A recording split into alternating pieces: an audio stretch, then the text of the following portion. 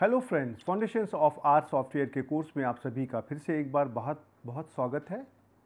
और आपको याद होगा कि पिछले कई लेक्चर्स में हमने मैट्रिक्स ऑपरेशंस के बारे में बात करी है। और पिछले लेक्चर में जब हम लोगों ने लेक्चर का समापन किया था, उस वक्त हम दो मैट्रिसेस को हम कैसे ऐड कर सकते हैं, कैसे सबट्रैक्ट कर सकते हैं, उसके बारे में बात करी थी। तो आज हम उसी लेक्चर को आगे बढ़ाने की कोशिश करेंगे और हम जस्ट आपके एक रिवीजन के लिए आपको हम एडिशन और सब्ट्रैक्शन का एक और उदाहरण देंगे। और उसके बाद हम आज मैट्रिक्स को कैसे मल्टीप्लाई करते हैं और उसके साथ में हमारे पास भिन्न भिन्न तरह के और भी ऑपरेशंस होते हैं, कैसे कि हमको मैट्रिक्स का इन्वर्स निकालना है, आइगन वैल्यूज़ निकालनी है इत्यादि, उनके बारे में बात करेंगे। लेकिन इस टॉपिक को आगे बढ़ाने के पहले मैं आपको ये बता दूं कि जो भी हमारे मैट्रिक्स ऑपरेशंस होंगे, हर एक मैट्रिक्स ऑपरेशन के पीछे कुछ हमारे एक बेसिक एजम्पशंस होते हैं जो हमारे उस मैट्रिक्स ऑपरेशन को करने के लिए आवश्यक होते हैं। जैसे कि हम कहें कि अगर मुझे किसी मैट्रिक्स का इन्वर्स निकालना है, तो इन्वर्स निकालने के लिए हमारी कंडीशन होती है कि हमारी मैट्रिक्स एक पॉजिटिव डेफिनेट होना चाहिए। और हम यहाँ पे यूनिक इन्वर्स की बात कर रहे हैं। तो यूनिक इन्वर्स निकालने के लिए हमारी मैट्रिक्स को पॉजिटिव डेफिनेट होना चाहिए। अब पॉजिटिव डेफिनेट मैट्रिक्स क्या होती है, ये मेरे लिए बताना यहाँ पे बहुत कठिन होगा। तो हम आपसे यह उम्मीद करते हैं कि आपको मैट्रिक्स थ्योरी के बारे में मालूम है और उस मैट्रिक्स थ्योरी के जो भी हमारे डिफरेंट भिन्न भिन्न तरीके के ऑपरेशंस होते हैं, उनको हम आर सॉफ्टवेयर में कैसे करेंगे, उसके बारे में हम यहाँ पर आपको बताने की कोशिश करेंगे। और यही शायद हमारा उद्देश्य भी है। और इसके अलावा एक बात और मैं आपको बताना चाहूँगा कि हमने यहाँ पे जितने भी उदाहरण लिए हैं, प्रायः हमने उसमें दो मैट्रिक्स ली हैं, चाहे एक स्केलर और एक मैट्रिक्स या दो मैट्रिक्स इत्यादि करके। लेकिन इसका मतलब ये नहीं है कि हमारे पास मैट्रिक्स ऑपरेशन आर सॉफ्टवेयर में खाली दो ही मैट्रिक्स पर हो सकते हैं। ये हमारे दो से ज़्यादा मैट्रिक्स पर भी हो सकते हैं। और उसको आगे बढ़ाने के लिए जो भी हमारे उस मैट्रिक्स ऑपरेशन से कंसर्न्ड हमारे नियम होते हैं, आप उनका पालन करते हुए आप अपने उन मैट्रिक्स ऑपरेशन को आर सॉफ्टवेयर में बिना किसी दिक्कत के एग्जीक्यूट कर सकते हैं। तो इस लेक्चर को आरंभ करते हैं और हम देखते हैं कि हम अपने इस मैट्रिक्स में एडिशन और सब्ट्रैक्शन पहले कैसे करेंगे। ये हम पिछले वाले लेक्चर में कर चुके हैं। यहाँ पर मैं आपको सिर्फ एक क्विक रिवीजन के लिए मैं आपको दिखाना चाहूँगा, जिससे कि आपको याद आ जाए।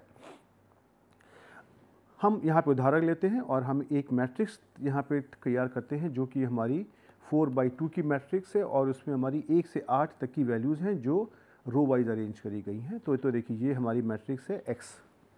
अब इसी मैट्रिक्स में हमने 4 से मल्टीप्लाई कर दिया, अर्थात स्केलर मल्टीप्लिकेशन। तो जैसे ही हम यहाँ पर 4 से मल्टीप्लाई करेंगे तो क्या होगा कि x में हर एक एलिमेंट में 4 का मल्टीप्लिकेशन हो जाएगा, राइट। और उसके अलावा जो इसका आउटपुट आएगा वो आपका देखिए कुछ ऐसा होगा। अब हम यहाँ पर ऑब्जर्व करें अगर, तो ये जो मैट्रिक्स हमारी x है, इसका ऑर्डर क्या है 4/2। और जो हमारी ये मैट्रिक्स आई है 4 × x, इसका भी ऑर्डर क्या है 4/2। तो इसका मतलब ये है कि हम यहाँ पर दोनों मैट्रिक्स को, अर्थात एक x और एक 4x, दोनों को हम ऐड और सब्ट्रैक्ट कर सकते हैं। तो देखिए यहाँ पे हम आपको करके दिखाते हैं कि जब आप यहाँ पे x + 4*x करेंगे तो आपको ये वाला आउटकम मिल जाएगा। ये आउटकम देखिए किस तरीके से आएगा। जैसे कि अगर हम यहाँ पे स्क्रीनशॉट में देखने की बात करें, तो जैसे हमारा पहली रो और दूसरे कॉलम पर हमारा है एलिमेंट है 2, और उसी तरीके से हमारा जो अगली मैट्रिक्स है 4x, उसमें हमारा पहली रो और दूसरे कॉलम पर हमारा है एलिमेंट है 8। और जब हम इनको ऐड करने की बात करेंगे तो देखिए यहाँ पे हमारा उसी एड्रेस पर, अर्थात पहली रो और दूसरे कॉलम पर हमारा वैल्यू है 10। तो देखिए ये 2 और 8 मिलकर यहाँ पे हो गया 10। और उसी तरीके से अगर हम यहाँ पे देखें कि फोर्थ रो और पहले कॉलम पर एक्स मैट्रिक्स में हमारा एलिमेंट है 7, और उसी तरीके से 4x मैट्रिक्स में फोर्थ रो और पहले कॉलम पर हमारा एलिमेंट है 28। तो अब हम दोनों को जब यहाँ पर ऐड करने की बात करेंगे तो x + 4x मैट्रिक्स में इसी लोकेशन पर अर्थात फोर्थ रो और पहले कॉलम पर हमारा इसका उत्तर आ जाएगा 28 + 7 अर्थात 35। तो देखिए यही ऑपरेशन आपको यहाँ पर दिया हुआ है और इसका भी ऑर्डर आपका 4/2 का है।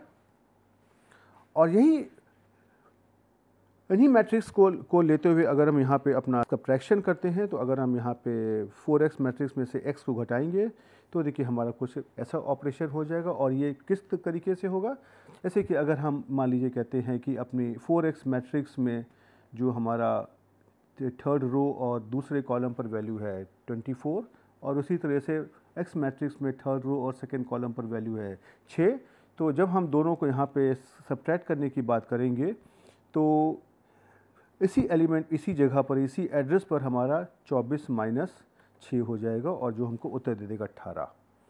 उसी तरीके से अगर हम यहाँ पे देखें कि दूसरी रो और पहले कॉलम पर हमारी वैल्यू क्या है 3x में, और उसी एड्रेस हमारी 4x मैट्रिक्स में हमारी वैल्यू क्या है 12, और जब हम 4x - x करेंगे तो उसी एड्रेस पर हमारा ये वाला ऑपरेशन होगा और मेरा यहाँ पे 12 - 3 हो जाएगा और ये मिल जाएगा 9। तो देखिए उसी तरीके से यहाँ पर आपको दो मैट्रिक्स का देखिए सब्ट्रैक्शन भी हो गया। तो ये कार्य आप पहले भी कर चुके थे, ये तो मैंने आप खाली ये क्विक रिवीजन के लिए दिखाया था। अब हम यहाँ पर आपको दो मैट्रिक्स को कैसे आपस में मल्टीप्लाई करते हैं उसके बारे में बात करते हैं। तो आपको ये मालूम है कि जब भी हम जिस प्रकार से दो मैट्रिक्स का एडिशन और सब्ट्रैक्शन करते हैं तो उसमें हमारी कंडीशन होती है कि दोनों मैट्रिक्स का जो ऑर्डर है वो हमारा सेम होना चाहिए और जो उसका हमारा आउटकम भी आएगा उसका भी ऑर्डर हमारा सेम होगा। उसी प्रकार से मैट्रिक्स के मल्टीप्लिकेशन में हमारे पास नियम होता है कि अगर हमारे पास दो मैट्रिक्स हैं x और y, तो अगर हमारे पास x का ऑर्डर अगर हम कह दें कि ये हमारा है m/n m×n और y का हमारा ऑर्डर हमारा होना चाहिए ऐसा कि जिसमें हमारे नंबर ऑफ़ रोज़ होने चाहिए n और नंबर ऑफ़ कॉलम्स कुछ भी हो सकते हैं से n×p, तो तभी हमारा इनका मैट्रिक्स मल्टीप्लिकेशन संभव होगा। और कंडीशन ये है कि पहली मैट्रिक्स के कॉलम की संख्या और दूसरी मैट्रिक्स में रो की संख्या बराबर होनी चाहिए और इसका जो हमारा आउटकम आएगा उसका हमारा ऑर्डर क्या होगा m×p। इसी नियम का पालन करते हुए हम यहाँ पर मैट्रिक्स मल्टीप्लिकेशन को हम सीखने की कोशिश करेंगे। आर सॉफ्टवेयर में दो मैट्रिक्स को मल्टीप्लाई करने का हमारा ऑपरेटर ऐसा होता है, ऐसा है परसेंटेज साइन, फिर स्टार साइन मल्टीप्लिकेशन का और फिर से परसेंटेज साइन। तो अब हम के लिए इसी मैट्रिक्स ऑपरेशन को आपको उदाहरण के द्वारा दिखाने की कोशिश करते हैं। हम यहाँ पे दो मैट्रिक्स लेते हैं x और y, और चूँकि मुझको मल्टीप्लिकेशन करना है तो हमने x और y के जो ऑर्डर्स को सोच समझ करके चूज़ किया है। तो x का जो हमारा ऑर्डर है ये हमारा है 4/2 का और y का ऑर्डर हमारा है 2/4 का। तो देखिए इसमें से हमारे पास नंबर ऑफ़ रोज़ x में है 4 और नंबर ऑफ़ कॉलम्स हैं 2 और y में नंबर ऑफ़ रोज़ हैं 2 और नंबर ऑफ़ कॉलम्स हैं 4। और x में हमने 1 से 8 तक का डेटा दिया हुआ है और y में हमने 11 से 18 तक का डेटा दिया हुआ है और दोनों मैट्रिक्स में डेटा हमारा रो वाइज अरेंज किया गया है। तो अब आप देखेंगे कि ये आपकी मैट्रिक्स आ गई x और ये आपकी मैट्रिक्स आ गई y। अब अगर यहाँ पे आप इनका दोनों को मल्टीप्लाई करने की कोशिश करते हैं तो अगर आप x और y को आप अगर मल्टीप्लाई करते हैं तो इनका ऑर्डर क्या आ जाएगा, x का ऑर्डर है 4/2 और y का ऑर्डर है 2/4। तो इसलिए देखिए दोनों का ऑर्डर हमारा दो कॉमन यहाँ पे है, तो हमारा जो ऑर्डर आएगा इसके प्रोडक्ट का ये हमारा 4/4 होगा। और अगर यही कार अगर y और x को मल्टीप्लाई करेंगे, इनको आप अगर ऐसे लिखेंगे तो ये क्या हो जाएगा, y का ऑर्डर हमारा है 2/4 और x का ऑर्डर हमारा है 4/2। तो देखिए ये 4 और 4 हमारा कॉमन हो गया और इसका हमारा ऑर्डर हो जाएगा 2/2। तो अब हम चलिए तरह से इनको हम ऑपरेट करते हैं। तो देखिए ऐसा आपने अभी देखा कि x और y को जब हम मल्टीप्लाई करेंगे तो हमारा ऑर्डर होगा 4/4। तो देखिए यहाँ पे जब हम x और y को मल्टीप्लाई करते हैं तो हमारा इसमें जो भी हमारे एलिमेंट आ गए वो किस तरीके के आ गए, 4/4। और जब हम y और x को मल्टीप्लाई करेंगे तो इसमें इसका ऑर्डर हमारा क्या होगा, 2/2।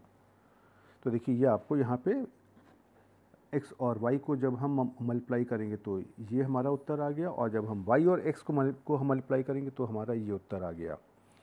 और आपको ये तो मालूम ही है कि जब अगर हम R सॉफ्टवेयर में या मैट्रिक्स मल्टीप्लिकेशन को अगर हम समझने की कोशिश करें तो उसका ऑपरेशन कैसा होता है। जैसे कि अगर हम कहें x मैट्रिक्स की जो पहली रो है वो हमारी y मैट्रिक्स के पहले कॉलम के साथ में मल्टीप्लाई हो जाएगी, कुछ इस तरीके से कि 1 × 11 + 2 × 15, और ये वैल्यू आपको मिल जाएगी। उसी तरीके से हमारे बाकी एलिमेंट्स भी आपस में मल्टीप्लाई होंगे और यहाँ पर आपको इस तरीके का आउटकम मिलता जाएगा। तो आप ये देखिए, ये इसका स्क्रीनशॉट भी है, और आपने देखा कि इन ऑपरेशंस को आर में करना बहुत कठिन काम नहीं है, बहुत ही आसान काम है।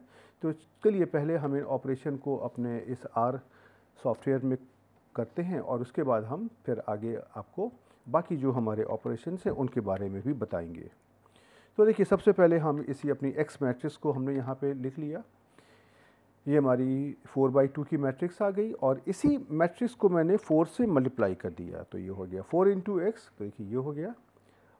अब इसके बाद आप अगर यहाँ पे x + 4 × x करेंगे तो देखिए इसमें से इनका ये कम आ गया, और दोनों x और 4x का ऑर्डर है 4/2, तो x + 4x का भी ऑर्डर 4/2 आ गया, और इसको सम करने में कोई भी गलती नहीं हुई। और उसी तरीके से हम यहाँ पे अगर हम सब्ट्रैक्शन करेंगे तो 4 × x - x करेंगे तो देखिए हमारा उत्तर ये आ जाएगा। जो उसके करस्पॉन्डिंग एलिमेंट्स हैं ये हमारे सब्ट्रैक्ट हो जाएंगे, और हमको यहाँ पे इसका उत्तर मिल जाएगा। तो अब हम ज़रा सा यहाँ पर अपने ये जो भी x और y मैट्रिक्स को आपस में मल्टीप्लाई करते हैं, अपना समय बचाने के लिए मैंने इन x और y मैट्रिक्स का जो कमांड है उसको मैंने कॉपी कर लिया है, जिससे समय मेरा बच जाएगा। तो देखिए x मैट्रिक्स आपकी ऐसी आ गई और y मैट्रिक्स आपकी ऐसी आ गई। अब जब भी आप यहाँ पे अगर आप x और y को मल्टीप्लाई करने की कोशिश करेंगे तो देखिए आपको ऐसा मिलेगा, x ये है, y ये है, और x %* %y, ये वैल्यू आ जाएगी आपकी 4/4 की मैट्रिक्स आ गई। और इसी में आप अगर y %* %x करेंगे तो देखिए आपको ये 2/2 की मैट्रिक्स मिल गई। तो आपने देखा कि ये इस मैट्रिक्स को आपस में मल्टीप्लाई करना बहुत कठिन नहीं होता है। और अब हम आपको यहाँ पे एक और उदाहरण देते हैं, जहाँ पर हम आपको एक ख़ास तरीके का मैट्रिक्स मल्टीप्लिकेशन का जो कमांड होता है उसको हम दिखाने की कोशिश करेंगे, और ये बताएंगे कि इसकी हमको क्यों आवश्यकता होती है और इससे क्या हमको फ़ायदा होता है। आपने देखा है कि अगर हम कोई एक मैट्रिक्स लेते हैं x, तो इसका जो ट्रांसपोज़ होता है उसको हम दिखा सकते हैं ऐसे, x ट्रांसपोज़। तो x ट्रांसपोज़ में जो इसके ऑर्डर है वो हमारा बदल जाता है। तो अगर x का ऑर्डर हमारा है m/n, तो ट्रांसपोज़ का ऑर्डर हमारा बन जाएगा n/m। ओके, अब अगर हमको यहाँ पर x और x ट्रांसपोज़ को मल्टीप्लाई करना है या x ट्रांसपोज़ और x को मल्टीप्लाई करना है, तो हम इसको किस तरीके से करेंगे। तो पहला तो हमारा तरीका जो क्लासिकल है कि हम इसमें से x ट्रांसपोज़ को जो हम लिखते हैं वो हम ऐसे, हमारा r कमांड होता है t और पैरेंथेसिस में हम x लिख देते हैं। तो एक तो हमारा क्लासिकल तरीका होगा। उसके अलावा हमारे पास एक बिल्ट इन फंक्शन होता है जिसके द्वारा हम x ट्रांसपोज़ x की वैल्यू भी निकाल सकते हैं। उसको भी हम आपको करके दिखाएंगे और फिर हम उसके बारे में और बात करेंगे।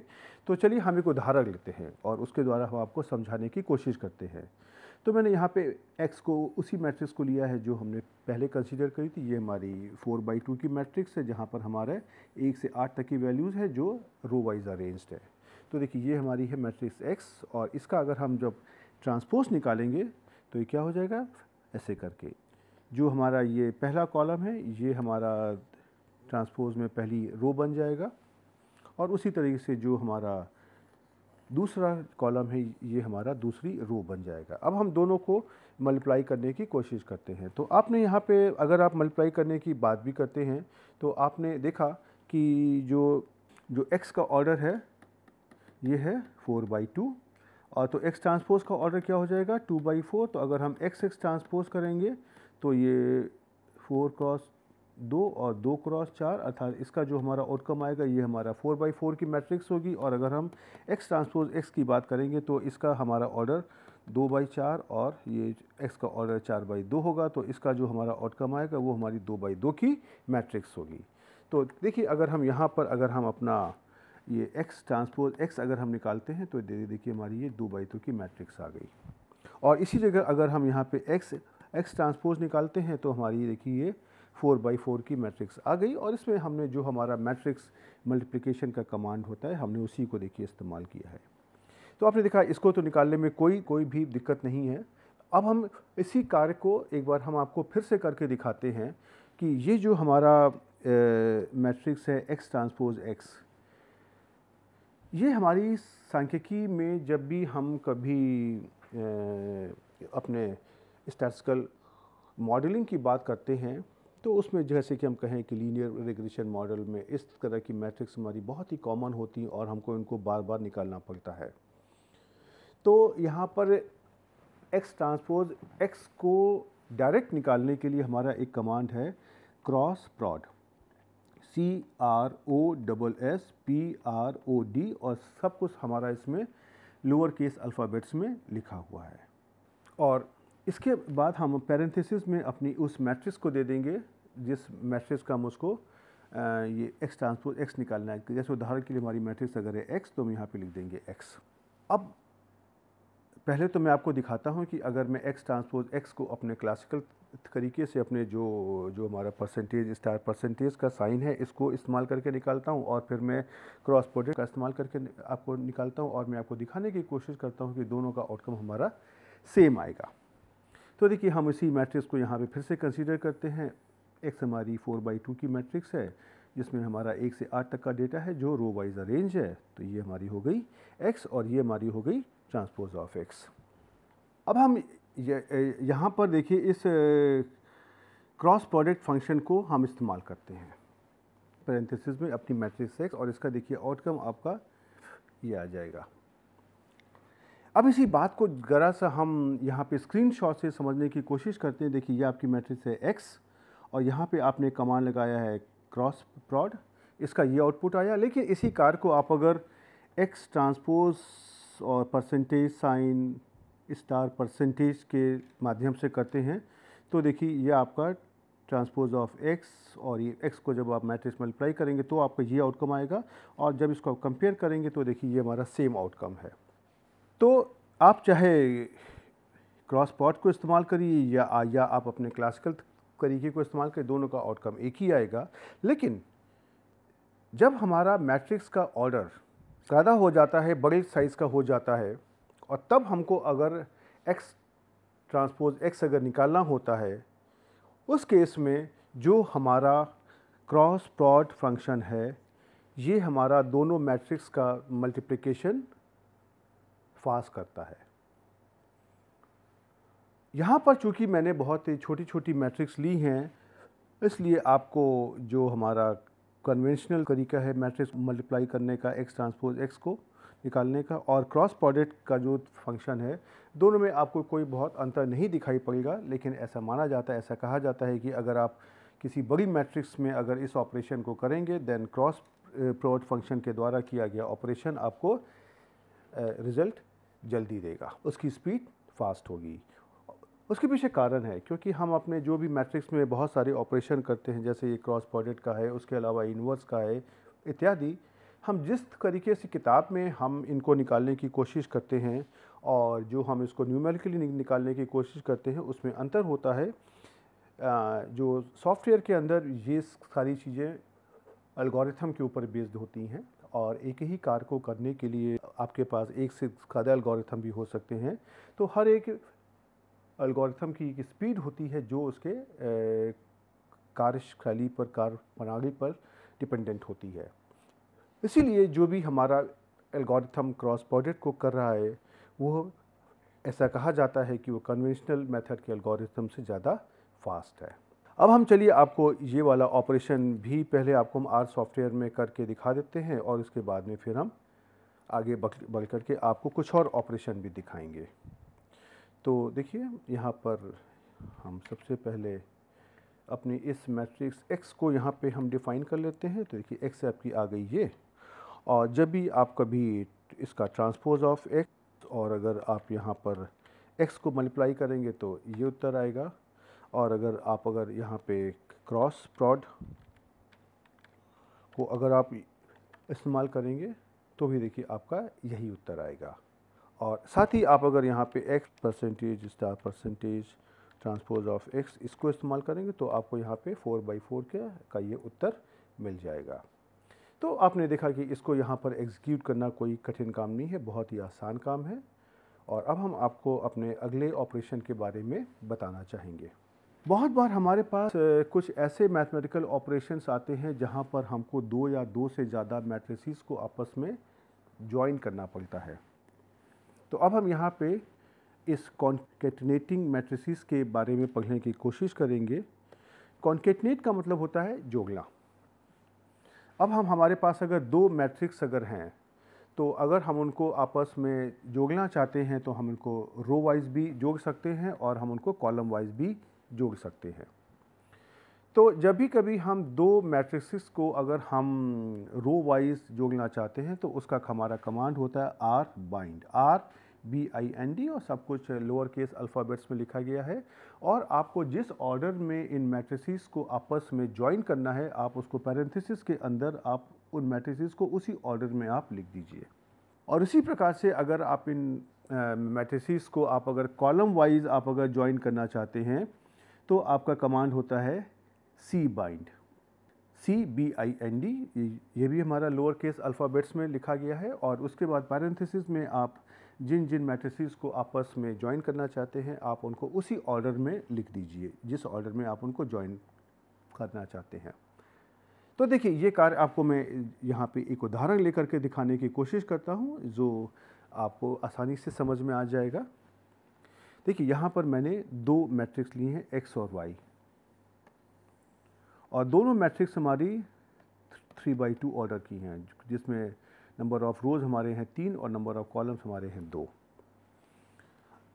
एक्स मैट्रिक्स में हमने जो डेटा वैल्यूज़ लिए हैं मैंने ले लिया 1 से 6 तक की संख्याओं को, और वाई में जो मैंने संख्याएं ली हैं उसको 11 से 16 तक ले लिया है। मैंने इसीलिए लिया जिससे कि आप उनको पहचान सकें कि एक्स और वाई मैट्रिक्स में संख्याएं एक डिजिट की हैं या 2 डिजिट्स की हैं, और ये संख्याएं हमारी रो वाइज इन दोनों मैट्रिसेस में अरेंज्ड हैं।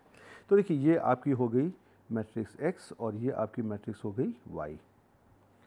अब जब आप यहाँ पे आर बाइंड कमांड को इस्तेमाल करते हैं और पहले आप लिखते हैं x फिर लिखते हैं y, तो आप देखेंगे आपका कुछ आउटकम ऐसा आता है जहाँ पर आप पहले देखेंगे कि x मैट्रिक्स लिखी हुई है और उसके बाद में आपको नीचे उसके y मैट्रिक्स को ज्वाइन कर दिया गया है।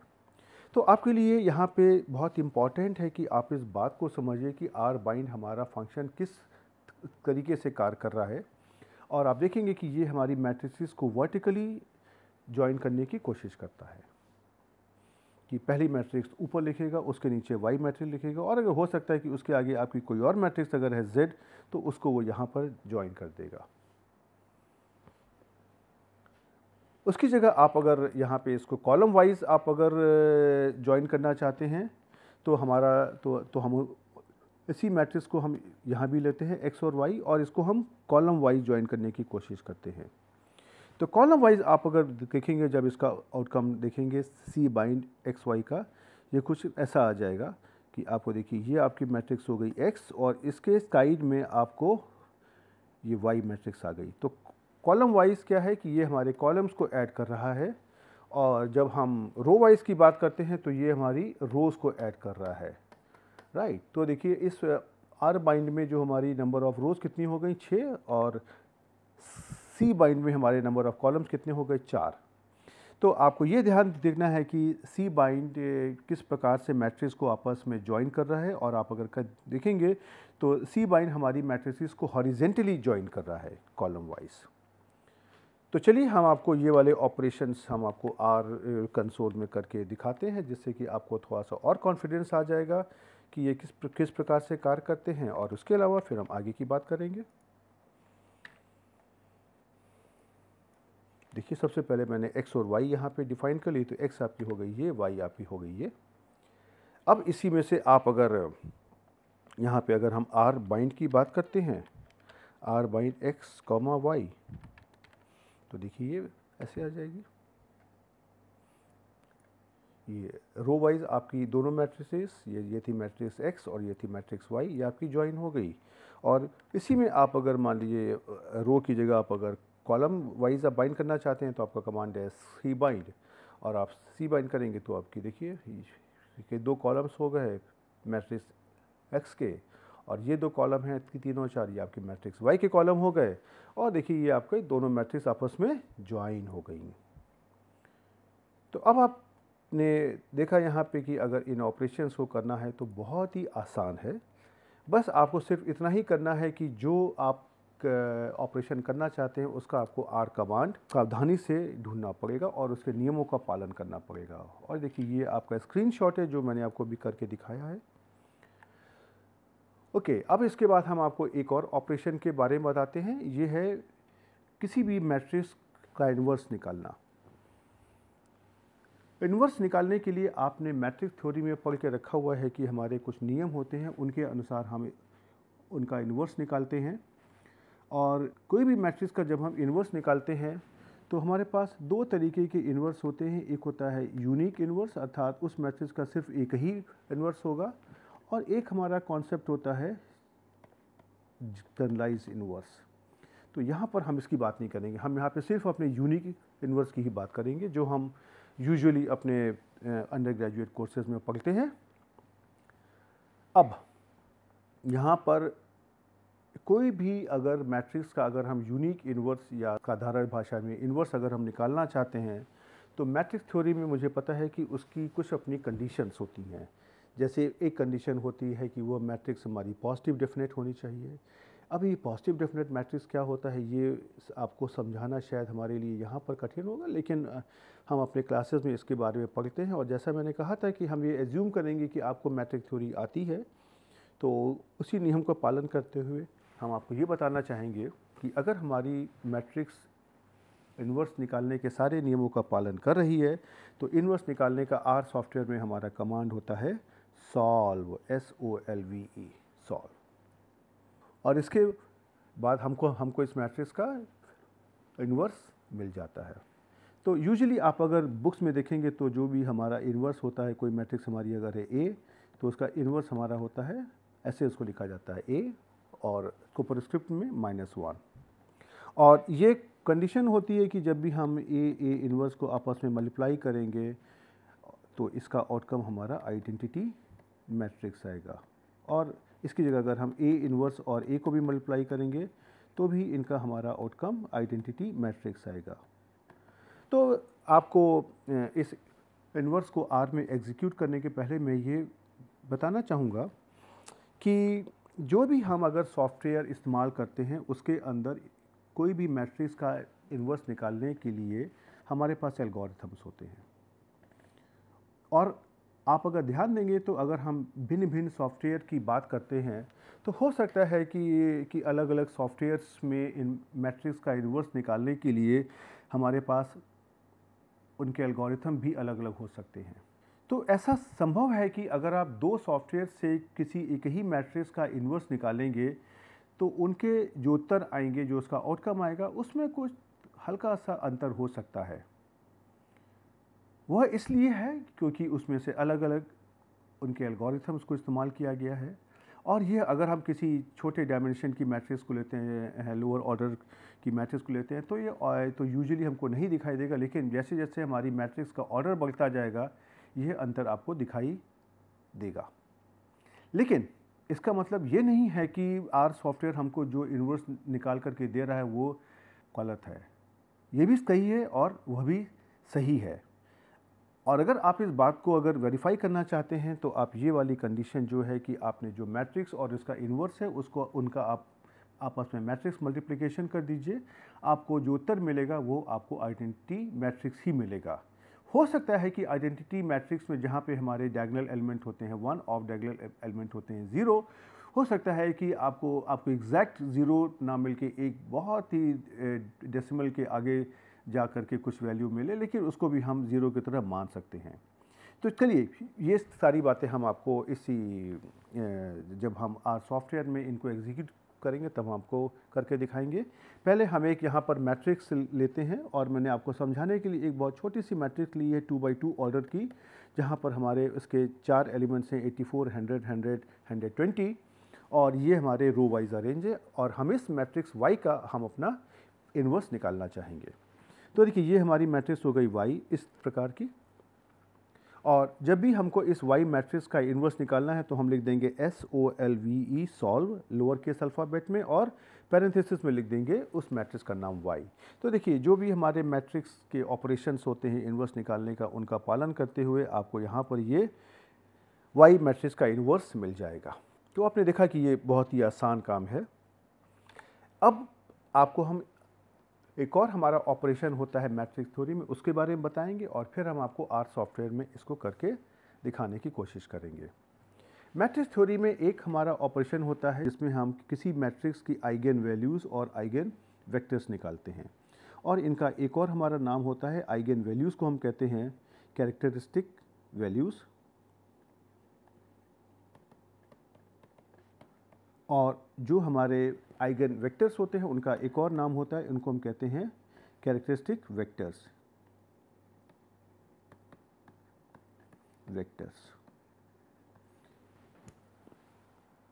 तो इन आइगन वैल्यूज़, आइगन वेक्टर्स या कैरेक्टरिस्टिक वैल्यूज़ या कैरेक्टरिस्टिक वेक्टर्स, और इसको कैरेक्टरिस्टिक रूट्स भी कहते हैं कभी कभी, उनको निकालने का हमारे आर में कमांड होता है आइगन, EIGEN। सब कुछ स्मॉल लेटर्स में आपको लिखना है और पैरेंथेसिस के अंदर आपको उस मैट्रिक्स को लिख देना है जिस मैट्रिक्स का आप आइगन वैल्यूज़ और आइगन वेक्टर्स निकालना चाहते हैं। ये जो मैट्रिक्स है इसको पॉजिटिव डेफिनेट होना चाहिए। तो देखिए यहाँ पर हम अपनी जो पहले वाली मैट्रिक्स है y, उसको ही यहाँ पर ले लेते हैं, जहाँ पे हमारे पास ये 2 by 2 के मैट्रिक्स में 4 एलिमेंट्स हैं 84, 100, 100 और 120, और इसका हम यहाँ पे आइगन वैल्यू निकालने की कोशिश करते हैं। तो देखिए ये तो बहुत ही आसान काम है। मैं यहाँ पे लिखूँगा EIGEN और पैरेंथेसिस में लिख दूँगा y। तो देखिए ये हमारी 2 by 2 की मैट्रिक्स है, तो हमारे यहाँ पे इसकी 2 आइगन वैल्यूज़ या 2 कैरेक्टरिस्टिक रूट्स हमारे आ जाएंगे, और उसी के करस्पॉन्डिंग ये जो हमारा लिखा हुआ है वेक्टर्स, इसके नीचे हमको इसके आइगन वेक्टर्स की वैल्यूज़ मिल जाएगी। अब इसको आगे हम कैसे इंटरप्रेट करते हैं इत्यादि, ये सब मैं आपको यहाँ पे नहीं समझाऊंगा, और मैं उम्मीद करता हूँ कि आपको आइगन वैल्यूज़ या जो आइगन रूट्स हैं इनके और जो आइगन वेक्टर्स होते हैं इनके बारे में आपको अपनी जो मैट्रिक्स थ्योरी की जो नॉलेज है वहाँ से मालूम होगा।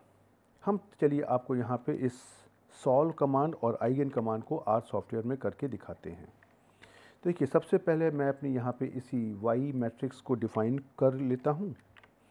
तो देखिए ये आपकी मैट्रिक्स आ गई y। अब हम आपको यहाँ पे देखिए सॉल्व y करके दिखाते हैं। तो सॉल्व y में इसकी एक ये वैल्यू मिल जाएगी जो इसका इन्वर्स है। अब हम यहाँ पे आपको इन दोनों मैट्रिसेस को आपस में मल्टीप्लाई करके दिखाते हैं। तो चलिए हम इस जो हमारे इन्वर्स की वैल्यू आई है इसको हम सेट के अंदर सेव कर लेते हैं, राइट। अब आप अगर यहाँ पे देखेंगे तो अगर आप दोनों को आपस में मल्टीप्लाई करें तो हो जाएगा y %* z।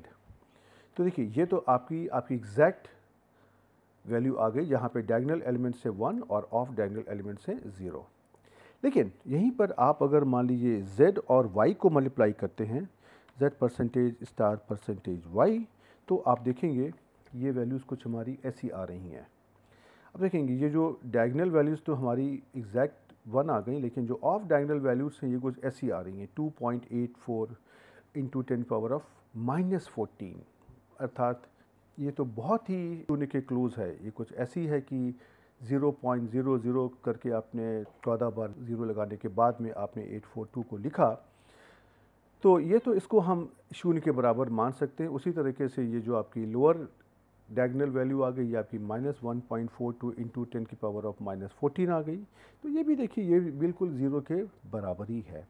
तो ये देखिए अंतर आएगा, और लेकिन इस अंतर में आपको कंफ्यूज नहीं होना है। ये हमारे चूँकि एल्गोरिथम के ऊपर बेस्ड होते हैं, इसलिए आपको यहाँ पर ऐसा दिखाई देगा। ओके, अब हम यहाँ पर इस लेक्चर में रुकते हैं, और साथ ही अब हम अपने इस मैट्रिक्स ऑपरेशन को भी यहाँ पर रोकेंगे।